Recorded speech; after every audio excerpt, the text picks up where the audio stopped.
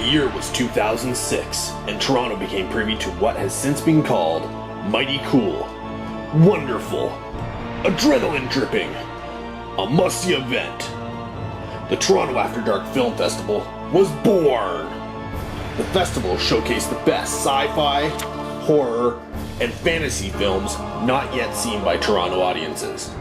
In 2007, the festival returned, bringing genre film fans more of what they desired most. And it continued, year after year, supplying genre film fans with some of the greatest Canadian and international horror, sci-fi, action, and cult movies available.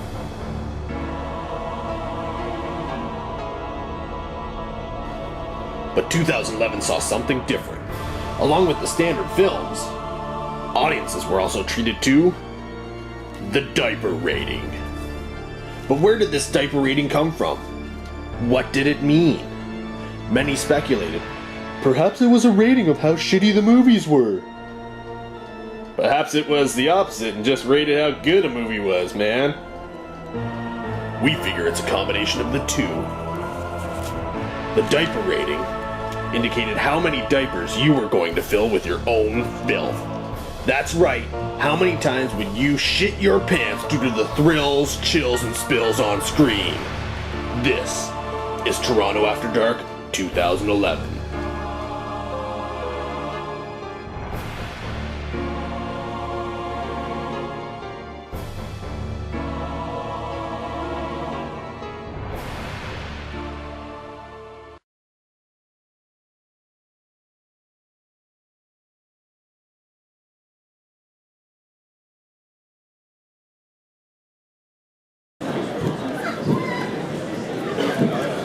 Good afternoon, Cinemaniacs of Toronto. Welcome to Toronto 2011.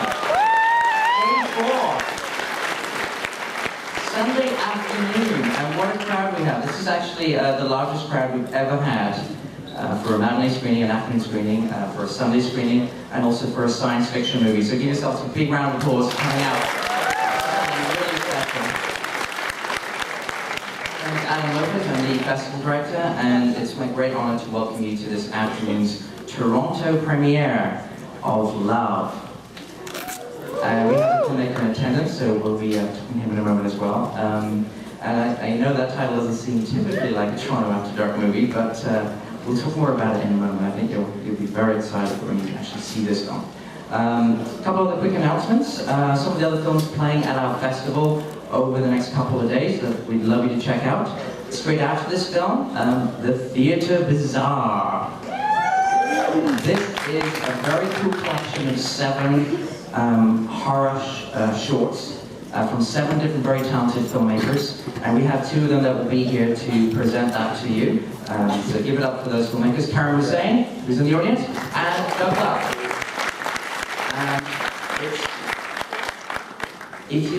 One of the reasons I know people are coming here to see Love is how stunning the film looks. The Theatre Bazaar is absolutely gorgeous. It's beautifully lensed. It's got a gorgeous soundtrack. And it's also got quite a bit of comedy in it, and even some love stories going on in all the twisted horror. It is quite bloody though, so if you're squeamish, I do not recommend you stay for Theatre Bazaar. And I know some of the audience here probably are a little squeamish.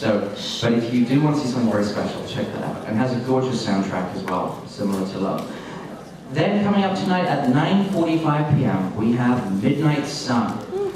This is a very cool vampire thriller, made very independently, and again, gorgeous soundtrack, fantastic performances, and we have the filmmakers for that. I can't recommend it. If you want to see an anti-Twilight vampire movie, I cannot recommend Midnight Sun enough. No sparkly vampires, guaranteed. Just a very cool story about a young man dealing with vampirism and how it's affecting his love life, his job, and it gets him involved with all sorts of seedy criminals. It's a really cool, gritty thriller. Coming up tomorrow at 7 o'clock, we still have some tickets left to this, and it is getting close to selling out, so tell your friends. The scariest film in Toronto After Dark 2011 is here tomorrow at 7 p.m. Absentia. Come back with some real frights. It's a fantastic independent film, won a ton of awards on the circuit, and we have it here tomorrow at 7. And then another award-winning horror thriller with lots of great action and beautiful cinematography at 9:45, A Lonely Place to Die. You really want to come and see that as well. And Tuesday, there's a bit of a sci-fi apocalyptic theme going on in Love, and there is more sci-fi apocalypse happening on Tuesday at 7 p.m. with The Divide. I can't believe we still have tickets left for The Divide. Do you know who's going to be here on stage at 7 p.m. on Tuesday? Michael Biehn from The Terminator and Aliens in the air. Milo Ventimiglia from Heroes is going to be on stage here, 7 p.m. Tuesday. Michael Eklund and the director Xavier Gens, who directed Hitman and Frontier. They're all going to be here for a very special presentation, 7 p.m. Tuesday. Grab your tickets while you still can. We're expecting that to sell out. We've got an all-star cast coming, and it's a very cool, dark, apocalyptic film about the last group of survivors after an apocalyptic event in New York City, and the terrible things it does to them, but it's very, very cool. 9:45 p.m., one last film I'm going to plug tonight, on Tuesday. If you like sci-fi, check out Manboard. Very, very cool, cheesy and cult and awesome, low-budget sci-fi made by a local filmmaker, Stephen Kostansky, who also worked on Father's Day. Has anyone here on Father's Day? He did all the cool stop motion effects that we saw at the end of that film. And a lot of stop motion in Manboard, so very cool, old school, retro and fun. So check that out Tuesday, 9:45. That's the last plug I'm going to do for films coming up.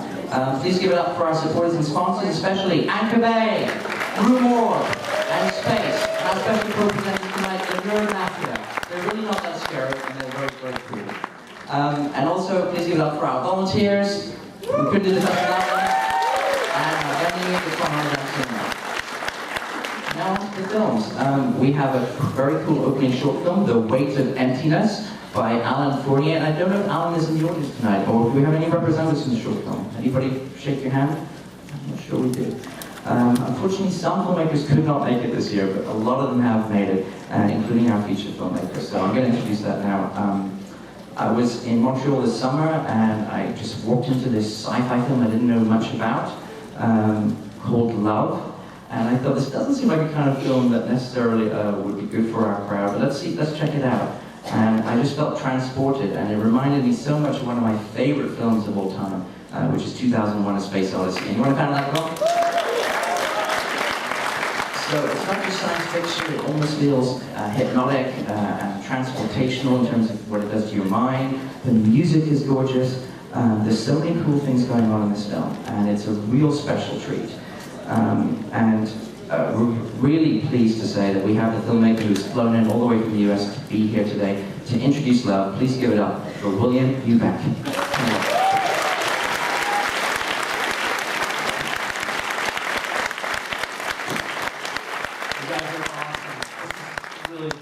I figured 4 o'clock there'd be like 20 people and we'd all just kind of like share Cheetos and stuff. No, it's really a huge honor to be here in Toronto After Dark. I met Adam at Fantasia, and you know, it's just a really cool festival to be sort of in this small, sort of like homegrown but like gnarly band. So thank you guys so much for coming. And I don't know, we started this movie a long time ago, and there's a lot of, you know, it was made in sort of a different type of way. So it's hard to imagine that, you know, now we're at all these different festivals and getting to share it with you guys. But it's humbling and it's awesome, and thank you for coming.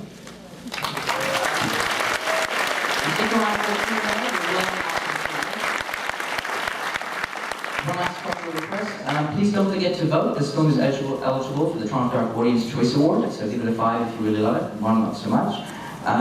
Please turn off your phones and any digital devices. We hate at Toronto Dark to see those glowing screens. You know who you are, you iPhone, BlackBerry addicts. Please turn off those glowing screens, and you see a glowing screen around you, just shout it off, okay? And if you agree with me, make some noise right now.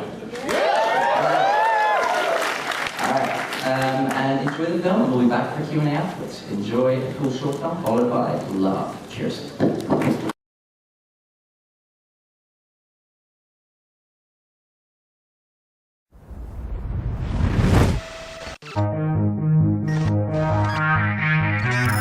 Get into a situation where absolutely nothing's in your control, it makes you wonder. The space station itself has been empty for a long time, right? I mean, so when you get there, there's going to be housework to do.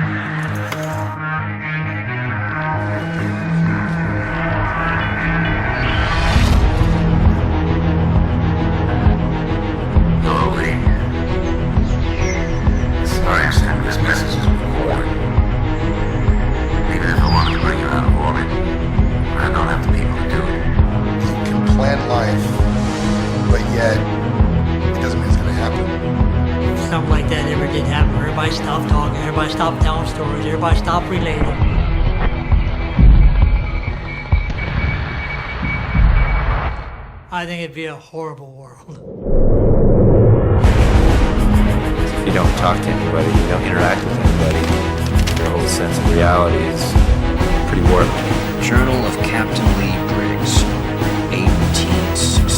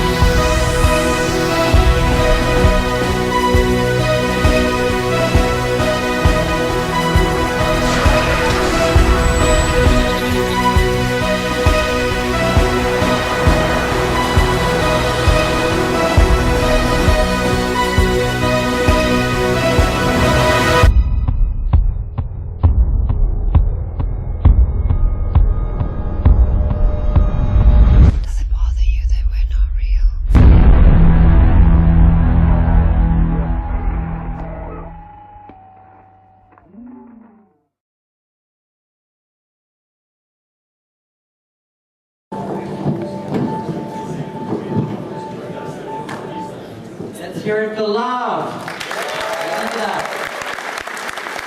Something quite special. Without further ado, let's bring on the multi-talented filmmaker, William Eubank. Come on up. Let's see you now.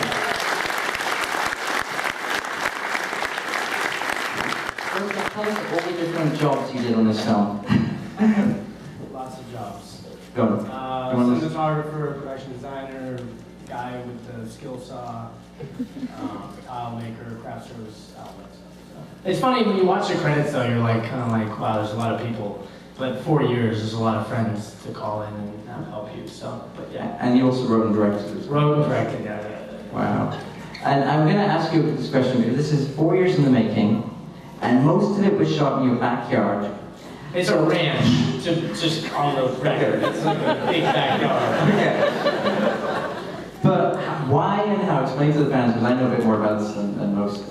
Why does this film look so stunning and sound so stunning? Tell us some of the secrets behind why that is so spectacular. We basically started the film kind of as a series of music videos or whatnot, and then it slowly evolved into what you see here. But because we took so much time with it, basically a lot of professionals would come on and they would see what we had done and they'd be like, oh wow, this is really cool, let me help you with this or whatever. So from a cinematography standpoint, I had been working at Panavision as like a prep technician for like 12 years, so I had a lot of time to take cameras out on the weekends and practice my so-called cinematography. You know, when it came time to editing it and doing the special effects, a lot of people, like Brian Verdant cut it, who did like Natural Born Killers and a lot of David Lynch stuff. You know, we just had some great professionals who came on at the very, very end after we already had a project to work with, and they just really dug it. So they basically did it for almost nothing and added a real professional polish to it. And some of the special effects guys that worked on which films, people say? You know, I don't know what, I mean, like the main guy, 5VFX, that are up here, I think in Vancouver, he did a lot of work on King Kong and a lot of other movies. But so, and Zoic, which did some work on District 9. But I mean, it wasn't like that many shots. Like basically we got like, I think 12 sort of from outer space shots that Zoic almost donated to us. And then I think all the stuff you see at the end, the particle stuff, that's all 5VFX. And there was a few things in the spaceship that they adjusted, like the computer screens that like changed them to orange and stuff like that. But anytime you see the Earth out of the window, that's a washing machine front, and then it's my 42-inch TV just sitting there playing, I think, Planet Earth. But that's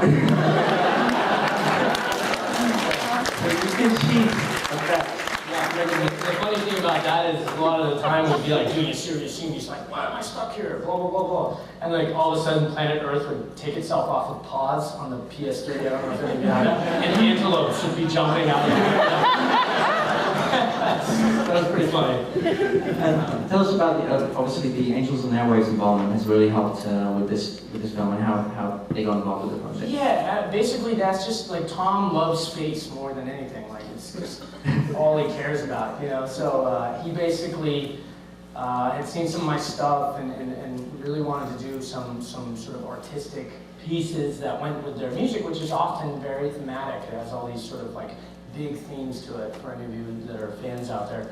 And he's, you know, we started to just talk about things that we would shoot as shorts.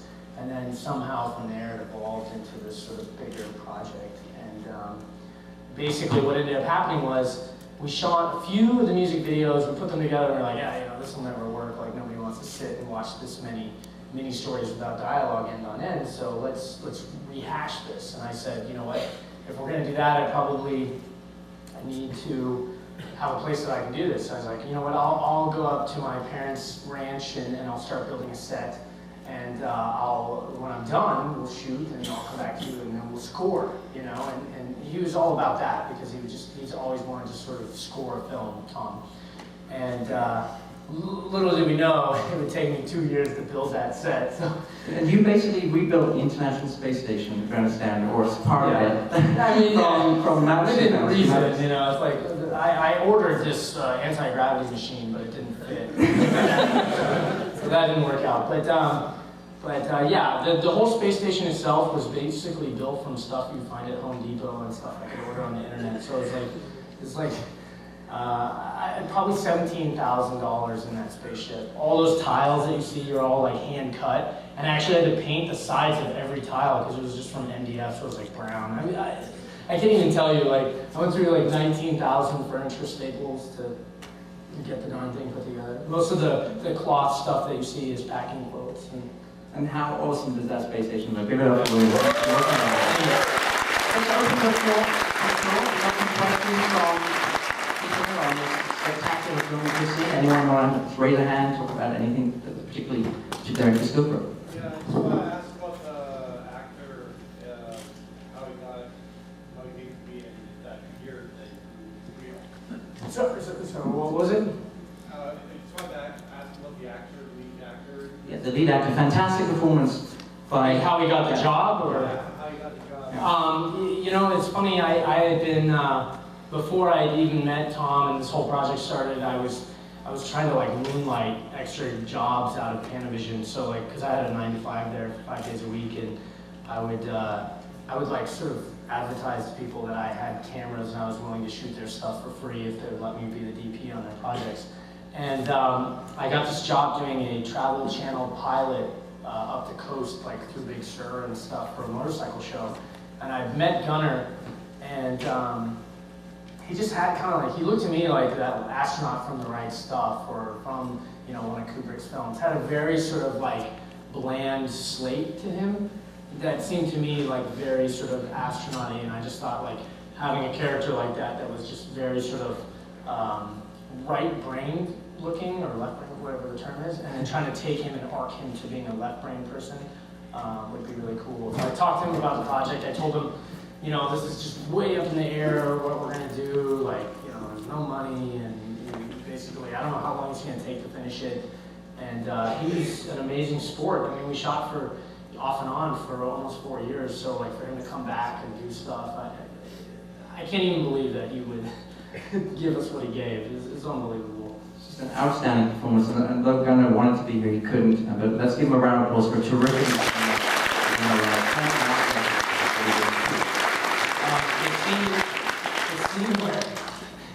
like he gets on the little treadmill and he shoots across. We had, basically the space station was built in a way that there weren't that many tunnels, and we would sort of maneuver it on these rollers to make it look bigger than it was. And so for that one, when he shoots by, there's only like 10 feet of space there. And so when you see him walk back across, like right, that's a real shot, and he's really pissed right there. And we took out the audio, but he's swearing because I had like 4 guys or 5 guys pull him on a rope, and then, you know, the space station was raised off the ground probably like about, I don't know, 8 inches or something. And we had some sandbags set up to stop him, but he shot off the sandbags onto the asphalt. And then he just gets up, and And he goes, oh my God, there's a real film going to be stuntman, blah, blah, blah.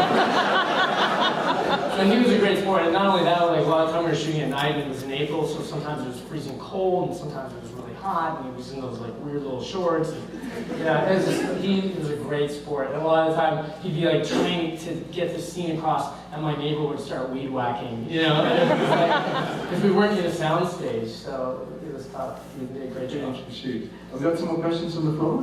See your hand over there. Go. Yeah, you talked about the space station. Should we talk about the construction and the Civil War scenes a little bit? The Civil War scenes, how Yeah. spectacular those were, yeah. Oh, thank you. It's funny because when I watch this film, you're really seeing me sort of as a filmmaker over 4 years. Like I feel like you can, if you really sort of decide to feel it, you can kind of feel sort of my, graduation as a filmmaker a little bit. The Civil War stuff we shot last, and it was really because, again, it was sort of that field of dreams, if you build it, they will come type of thing, where we'd already finished all the space station, and Tom was like, oh man, this is awesome. And I had shot a little bit of Civil War stuff really early on, so when you watch that original scene with the general, anytime you cut to the side, you actually see him talk. It was 4 years later from when he shot behind him. So we're cutting 4 years back and forth the entire time, because, the original stuff I had shot, I had only had like, I think $5,000 to do it. Some of the shots made their way in, but Tom was like, oh my God, this is so cool, we actually have a film here.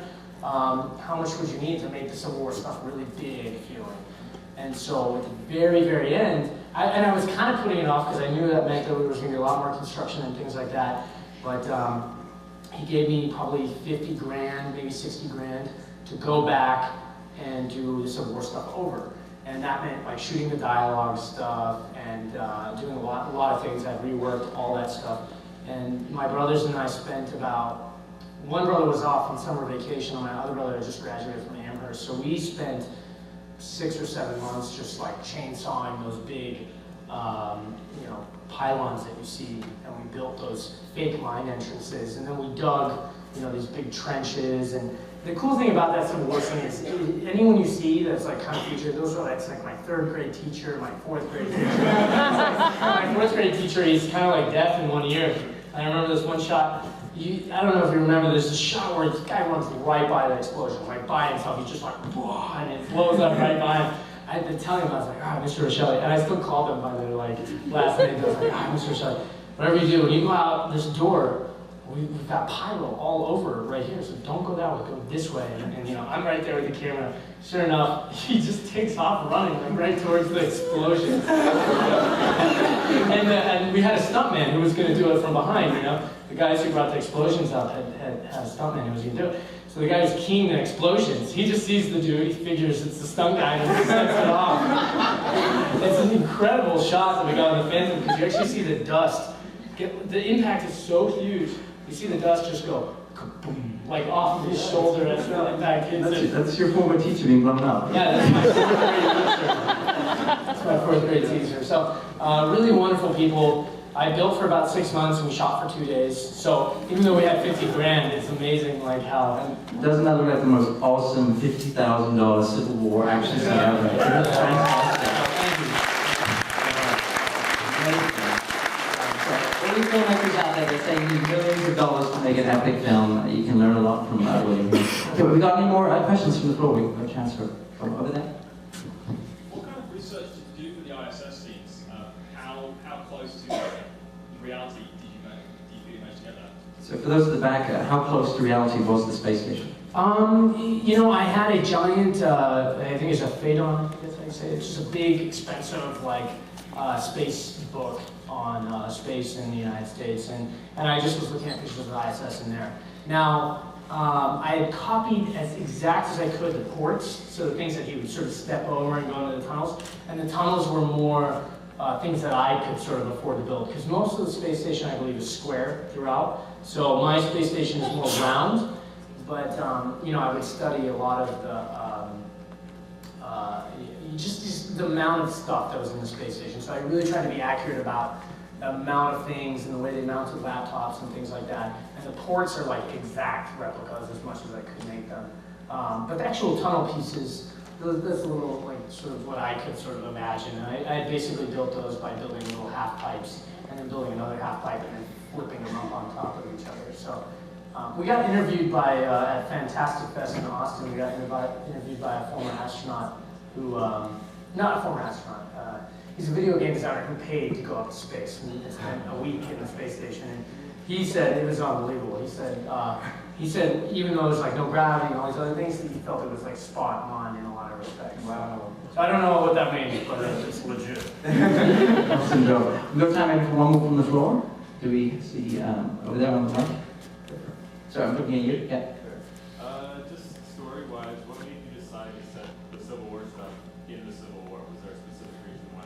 So the story setting and yeah, in a broad spectrum, I know the title is kind of crazy, but the movie is really supposed to sort of be a big metaphor for the ultimate form of connection, like what we can be as human beings, and like, you know, we have so much potential as like humans on this planet that I just feel like a lot of the time we tend to sort of just look down and focus on these ridiculous things when like we're as a culture and as beings, like we can get off of this planet, we can take rockets to the moon, and it blows my mind how with all that potential to do amazing things and to expand into the galaxy, you know, into the universe or our solar system or whatever, with all the potential, we tend to just like bicker just like with what's right in front of our faces. And I feel like I know most of that stuff is just inspired from like Carl Sagan, Pale Blue Dot stuff, imagining what we as humans could one day become if we avoid, you know, sort of the ultimate anti-connection, which is war, in my opinion. I just happen to be a huge fan of the Civil War, and in terms of history in the U.S., like still on certain days, and like Fredericksburg and different battles, more people in our country died on that one, you know, on certain battles than have ever, you know, passed away before. And to me, as a country divided and brothers fighting cousins and other brothers and stuff like that, it's just a great example of the opposite of love, the opposite of human connection, and what's sort of wrong with us as people. So, anyways. I don't know if I answered your question at all, but I think that was a great answer, actually. Before we wrap up here, I want to just quickly ask what's next for this film in terms of distribution. For example, in Canada, I believe you don't have distribution yet? I guess what's happening in the wild world of distribution, I think we're selling off territories right now at AFM as that comes up. And then I guess in the United States, like, we had sort of entertained a bunch of sort of limited screening releases and stuff like that, but all of it takes a huge investment in things that we weren't really ready to do. And Tom, you know, has his career with Blink-182 and whatnot, so it just wasn't that enticing. So basically, we went to iTunes and actually just talked to Tom, like literally right now. Yeah, this is just breaking news. Yeah, this is great for fans. iTunes said that they will do the biggest release that they've ever done with a film, which is like they're basically our release, and on November 1st, they're going to do like a big thing, and it's going to be available on iTunes. Fantastic. So look out on iTunes, November 1st. Wow. Thank you so much for Blu-ray, so it'll just be the movie, I think, with the Blu-ray. I shot the entire 4 years. I shot behind the scenes. So when that stuff comes out, whether it's on Blu-ray or I think later iTunes will do another release, that, I don't know, it's going to be really funny because the making of is hilarious. The making of, I cannot wait. So that won't be right away, but that'll be soon. So, thank you guys. Thank you again. Cheers.